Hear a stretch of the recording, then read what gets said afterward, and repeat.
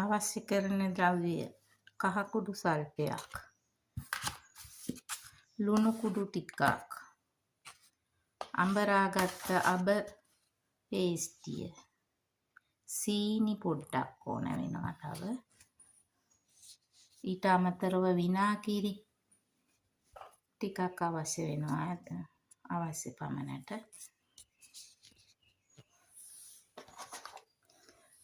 මම මේ දිගට දික් අතට මේ මිරිස් ටික හොදලා පිරිසුදු කරගෙන දික් අතට මේ වගේ පලාගත්ත මිරිස් කරල් ටිකක් අරන් තියෙනවා.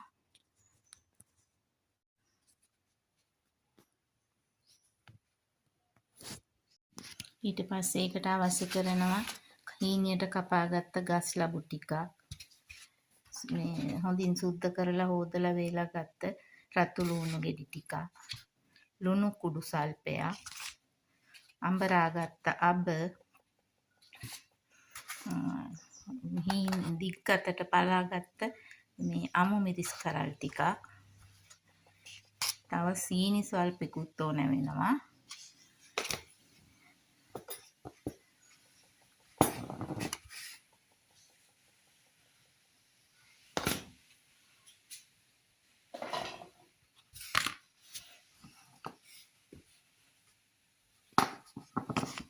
ඊට අමතරව අපිට මට අමතක වුණා ගන්න කහ කුඩු ටිකක් ඕන වෙනවා. ඊට පස්සේ අපි ඉක්මනින්ම හදාගමු බලමු. විනාගිරි ටිකකුත් උවමනා වෙනවා අපිට.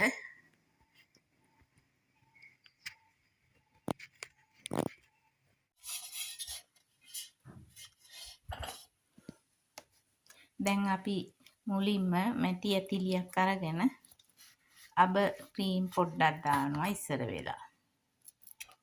අඹරාගත්ත අබ ක්‍රීම් ටිකක් දාලා විනාගිරි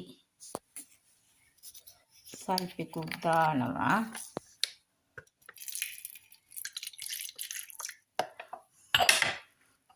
ඒකටම කහ කුඩු ටිකකුත් දානවා. පොඩ්ඩක් දාමු ඊට පස්සේ සීනි පොඩ්ඩකුත් දානවා. ඒකම අපි ඒකට ලුණු කුඩු ටිකකුත් දානවා. ඔයාලට රස අනුව ලුණු දාගන්න පුළුවන්. අපි ඊට පස්සේ මේක හොඳින් කලවම් කරනවා.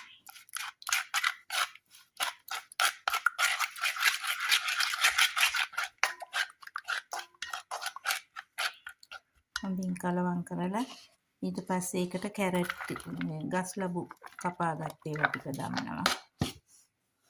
ඒකම කැරට් ටිකක් දාගන්නවා අපි. ඊට පස්සේ ඒකම ලුණු ටිකක් දාගන්නවා. දාගෙන හොඳින් කලවම් කරගන්න.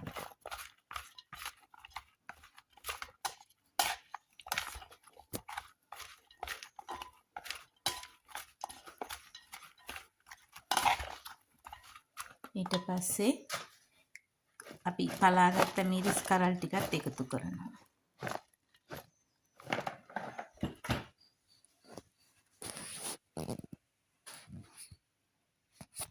එකතු කරලා හොඳින් කලවම් කරමු.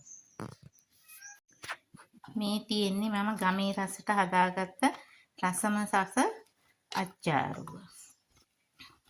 ඔයාලත් මේකට කැමති නම් ලයික් එකක් දාන්න, කමෙන්ට් එකක් දාන්න, ෂෙයා කරන්න තවත් එක්කෙනෙකුට බලන්න.